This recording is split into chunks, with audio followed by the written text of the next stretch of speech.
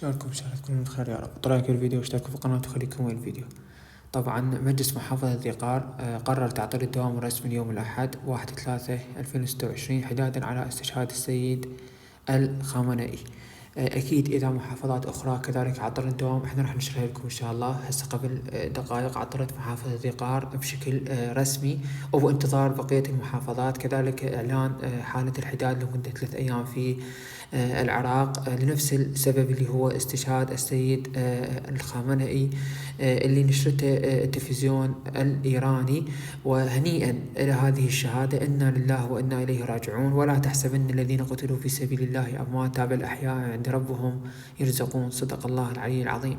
طبعا حاليا أول محافظة عطلت الدوام لهذا المصاب باعتبار وأنه وقفة الحداد كذلك بالعراق وإلى آخره. أول محافظة عطلت الدوام بشكل رسمي، يعني اليوم خاف واحد يسأل، خاف طالب، خاف كذا، أي دوام ماكو بالمحافظة اللي هي محافظة ذي قار، وبانتظار بقية المحافظات في حال صدر أي خبر، أي قرار، أي تعطيل في أي محافظة أخرى. إحنا نشرنا أول بأول سواء على قناة التليجرام في الوصف والتعليق أو على قناتنا هاي اليوتيوب. فوق لايك الفيديو واشترك في القناة وانتظرونا بالنشر.